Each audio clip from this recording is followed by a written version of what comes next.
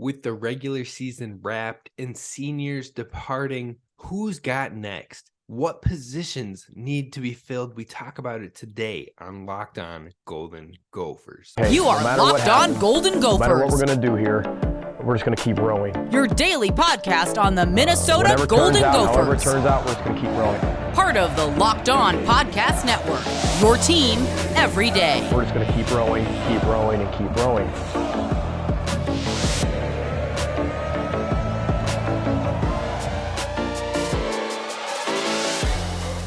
You're listening to Locked On Golden Gophers, part of the Locked On Podcast Network, your team every day.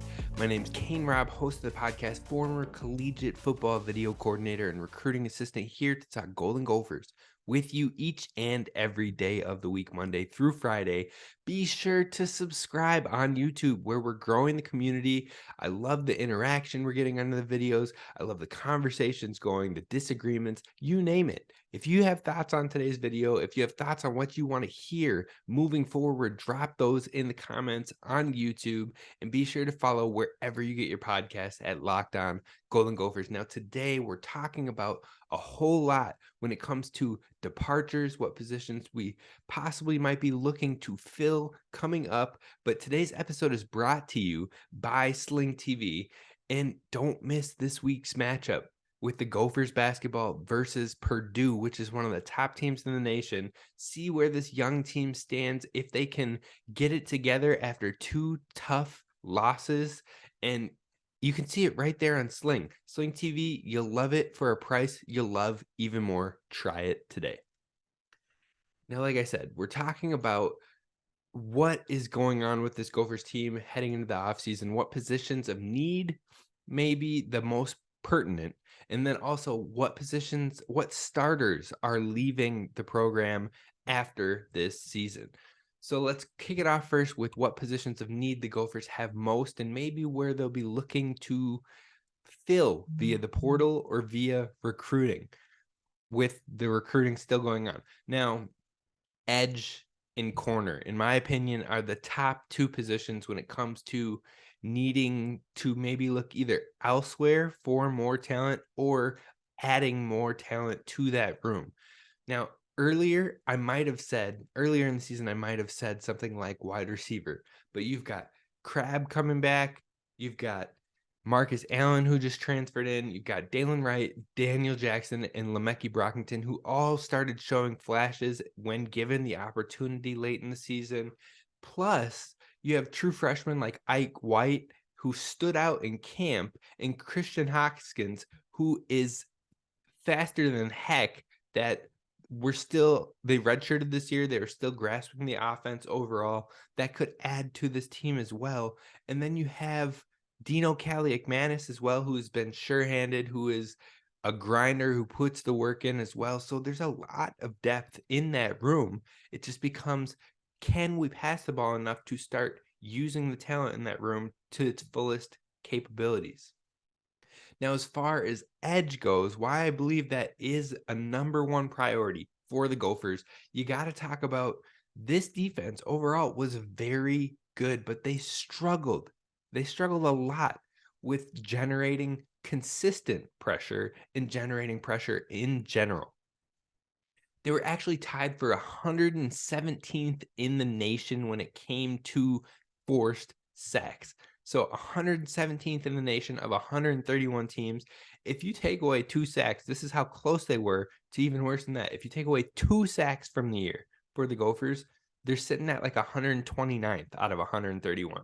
So they were really down there when it came to creating pressure on the quarterback, especially completing the pressure with team sacks. Now, overall, Ja Joyner was very much the most consistent player on this team at creating pressure, and I expect him to get more and more involved as Thomas Rush is leaving and as the Gophers continue to develop him and see the progress coming from him. Now, Coach PJ Fleck, we had it on an episode previously, talked about Ja Joyner, and he said that he could be one of the best players on this defense if he continues to trend in the right direction, continues to put the work in, continues to invest in the program. Now, that adding pressure to a defense that already has the consistency that they were 5th in scoring defense in the entire nation, 15th in rush defense in the entire nation, 8th in pass defense in the entire nation, and 6th in total defense in the entire nation, all while not being able to generate sacks. If you can add someone that can start generating the sacks like we saw with Boye Mafe, like we saw with Esezi Otomowu, like it gets crazy. It gets fun.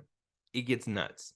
So hopefully we can start to look for more additions to that room. Now, the Gophers use a large rotation of men on the defensive line, typically a rotation of 8 to 11 players, depending on the matchup, depending on what it calls for. So even with guys like Trell Carter coming back, like Kyler Baugh coming back, John Joyner, etc., Danny Strigow, they can still be incorporated and involved, but it's adding the talent to the room, adding the next level of pressure to the room just helps everybody go. Like they say, iron sharpens iron.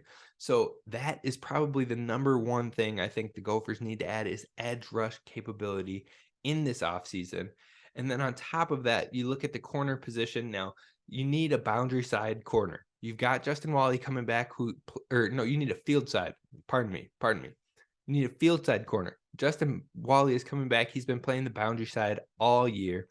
And Justin Wally holds his own. Justin Wally is really good. It might not have been exactly the year that you were thinking you would see from him statistically, but there's nowhere to go but up and nowhere to go but grow.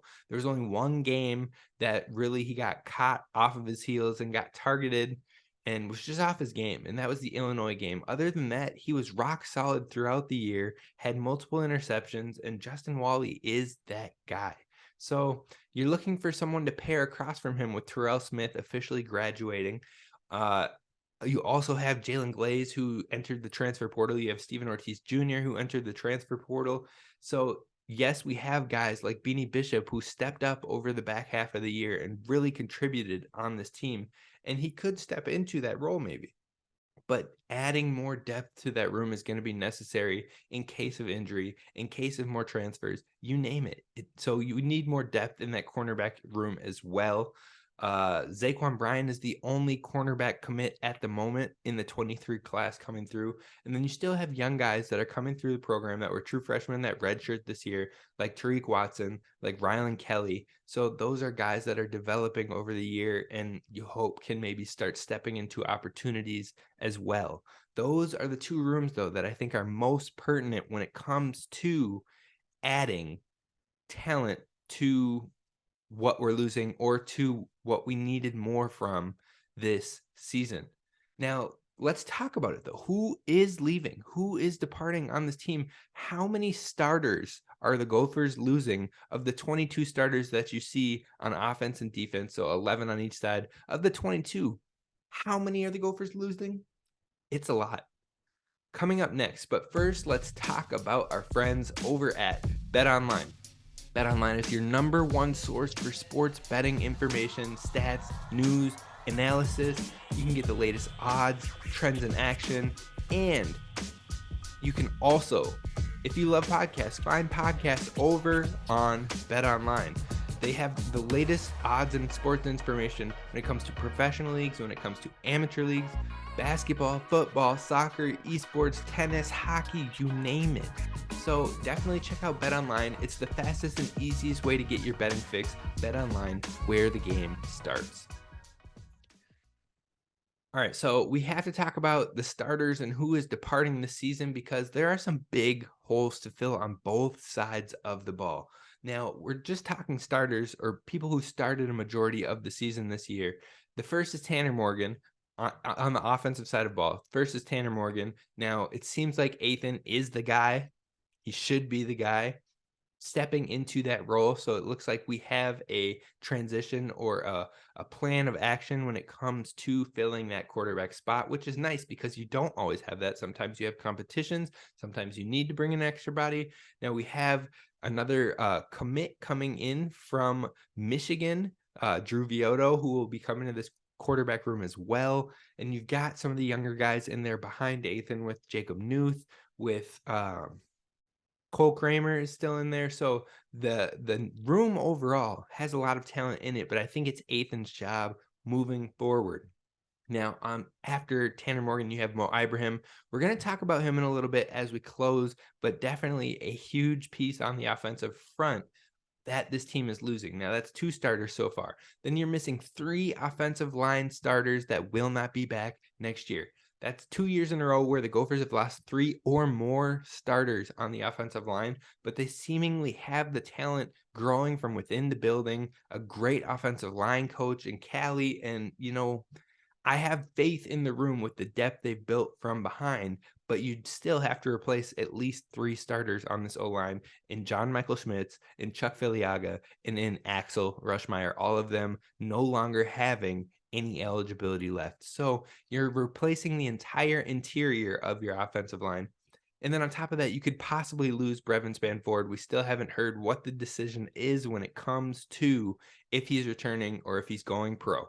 So that's a lot on the offensive side, but that's not where the hits stop. You flip to the defense. You got Thomas Rush, who played a vast majority of the edge rush position this season. You got Mariano Sori-Marin, who was a leader on the linebacker unit. Tyler Nubin, Jordan Howden, the safety pairing that were one of the best in the Big Ten. Both of them are headed out after the season. And then you have Terrell Smith, who is a starting cornerback, probably your best man-to-man heads-up coverage on the defensive unit. That's a lot of starters on that side too. Together, that is 11 full-time starters if Brevin makes the decision to go. 11 of your 22, that's 50% of your starters are leaving this Gophers team. Now, that's a lot to transition, but last year was possibly the Gophers' deepest team overall. So you're looking for a lot of younger guys to step up into those roles. And it's not panic because we've seen some of these young guys on the field and they definitely showed the flashes. Now, it seems like there's a plan at quarterback. Plus, you have the depth in waiting at running back and at the offensive line positions. Specifically in the offensive line positions, you have 4 2023 commits at the moment. Gophers prospect that had them listed in his top choices just decommitted from Pitt, so he's possibly another option they could target with the scholarships that they have. Plus, you have Ashton Beers, Tony Nelson, and Cade McConnell, who really stood out to me in fall camp in the brief moments that we got to see him in the later portions of camp. All from that 22 class, that redshirt this past season. You got guys like Martell Lewis who were in the battle to start at the right tackle this year. And when he did have to step in for injuries, he looked really good. You've got him coming back. You've got 4-star Cameron James, who we haven't seen on the field quite yet. And then you got vets that could step in like JJ Goday, like Carter Shaw, like Nathan Bowe. So the offensive line has a lot of bodies in that room that can get the job done efficiently. Now, defense is where things get interesting. Like I said, at cornerback in the opening of this show, but at the safety as well. You've got Darius Green and Coleman Bryce, and both showed out heavily in spring ball and in fall ball. Darius Green stepped in that Wisconsin game and made some big plays, made some almost a turnover worthy play. Just barely the player had his knee down before the ball was forced out. But you've seen the flashes. That's what I'm saying. These guys can step up. They're younger. They have a lot of eligibility, and they are exciting as well. So it's nice to have guys like that. It's just continuing to build depth in case of injury, in case of transfers, in case of you name it. Continuing to build that depth is going to be huge for this team. And the defense, I think they have the talent to do it. They have the ability to do it. Linebacker might be a concern for some folks. You got Cody Lindenberg coming through. You got Maverick Baranowski, who redshirted this year, who was impressing the staff in the spring and fall sessions. So there's lots of young guys to keep in mind. One person I didn't mention at the edge rush position that you definitely are going to want to write down, because I think it's a name you're going to be hearing a lot come future seasons, is Anthony Smith. I think he is a legitimate edge rusher that we'll probably see get more and more time as we get into the spring and as we get into the fall. I would not be surprised to see him getting heavy minutes next year. Now let's talk about, though, Mo Ibrahim, the life and soul of this program, of this offense, and especially of the run game. With him leaving, is it time to panic, or is there a plan of succession? That's coming up next. All right, Gophers fans, thank you for making Locked On Golden Gophers your first listen when it comes to Gophers daily sports. We're talking Monday through Friday, and if you haven't hit subscribe yet, please do over on YouTube and leave a 5-star review wherever you get your podcast. It helps others find the podcast as well. And if you can't get enough about sports, or you don't have enough time in the day to really figure out what's going on with the ever-changing landscape of sports, then definitely give Locked On Sports Today a listen as well. They're covering all the biggest stories and the biggest news across all of the sports in a matter of 30 minutes. So you can get up to the latest and greatest when it comes to what's going on in the sports world. And be sure to tune into Locked On Sports Today. Now we're closing this thing off with how do we fill the hole that Mo leaves behind? And it's tough. It's real tough. But I think there is maybe a plan of action that we can look forward to. Now, Mo had 1,594 yards rushing this year, 19 touchdowns rushing, and 304 attempts on the ground. That's a whole lot of availability in that running back room. Whole lot of production, as well as the massive leadership element that is leaving this team with Mo Ibrahim. I think that will be the most likely combo to try and fill this position, is some combination of fire and nice between the young running backs that we have entering or in this room. Maybe we see more of an approach like the Marion Barber, Lawrence Maroney days, where you're splitting the touches between two guys heavily. And who are these young backs that we have to look forward to? Well, I know that you still have Trey Potts with eligibility. You still have Bryce Williams with eligibility, and both of them are looking to be back at this moment in time. It will be interesting to see how they are incorporated, but I think they both showed this year that they are much more complementary than a workhorse as far as running backs. I truly think it comes down to the three young guys that are either committed or on the roster. The first being Zach Evans from Texas, true freshman this year, redshirt on the year, but he did get action in one game, and maybe he'll get it in the bowl game depending on Mo's decision if he wants to play in the bowl game or not. Now, Zach Evans has great burst, great acceleration, fluid with his movements, and has solid vision. And you saw that even in that one brief game with only 6 attempts. He had almost 30 yards, 29 yards total, and a touchdown. The way that he can get into the second gear and really get moving, he has that big play home run ability that we haven't really seen on the ground much. Even with Mo, as fantastic as he is, he didn't have that second gear to finish the 80-yard touchdown. It would typically be like a 55-yard huge play, which absolutely love, because the type of running back he was, that just wasn't his play style. Zach Evans does bring that play style. He does bring that home run ability with his acceleration and how quick he can get into the second gear. So that's something exciting. In the spring game and in sessions, the spring sessions, he looked great. He had a nasty one-handed catch, so he can catch the ball. He was fluid. He was fighting forward. You saw a lot from the true freshman, and it was good to see. Now, in his one game of action this season, like I said, he had 30 yards or 29 yards on 6 attempts with a touchdown. The other backs to keep in mind that are from this 23 class, the first being Darius Taylor. He's a stud running back from Michigan who also got an offer from Michigan here recently. It looks like he is all in on Minnesota. It looks like he is calling this place home. And from what I heard, I believe from John Garcia when we talked with him yesterday, is that he does plan to early enroll, which means that he'll be getting into those practices and into the offensive system and working this spring. So that could be huge as far as development goes. And then on top of that, he's creeping into that 4-star status. He got it with On3. I'm sure 247 Sports will follow soon. In high school, in the regular season, Darius Taylor had 2,178 rushing yards, 246 receiving yards, and 32 touchdowns. Multiple games where he had 6 touchdowns in one game. Multiple games like that. He has big playability. can punch it in. He has the solid size at almost 6 feet tall, over 200 pounds. Has great balance. He used to wrestle, and that you can see that contact balance and the balance that he has in his running style from that. He's also shifty. He can make a man miss. He can enforce missed tackles. And he played in the slot as a sophomore, so he has the ability to catch. We've seen that at the running back position for him as well. Like I said, 246 receiving yards last season. Good size. You love to see that. Those two could make a really lethal pairing.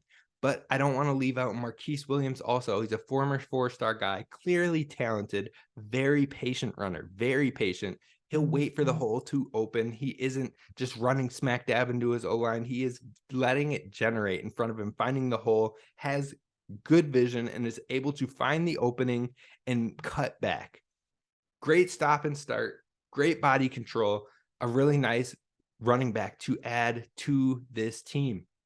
And he has great top speed on the end of it as well and can catch. So all three of those guys, some combination of them is what I expect in the 2023 season, at least further down in the 2023 season. Now, who starts out and who gets the most looks early on in the season will come to spring ball success, how quickly people can pick up the playbook, come to fall ball and fall camp, and who can pick it up, who can make those connections quicker. And then you'll maybe see some work in the non-conference. But I think Trey Potts, Bryce Williams will see time, especially early on in the season. But towards the end of the season, the latter half of the season, I think you start to see more of these younger guys.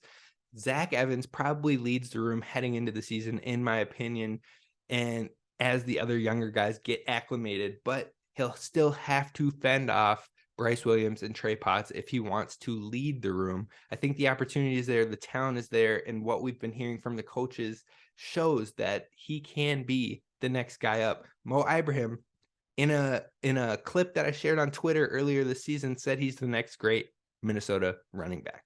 So definitely something to keep in mind. That's going to do it for us on today's episode of Locked On Golden Gophers. I thank you for listening. Please hit subscribe on YouTube and let me know, are you nervous about filling the vacancy that Mo leaves behind? Let me know who you think might take over at the running back position. If I'm completely off base, what are your thoughts down in the comments? This is Kane Rob signing off. I'll see you tomorrow. Have a good one. Row the boat. Sky you ma. Go Gophers.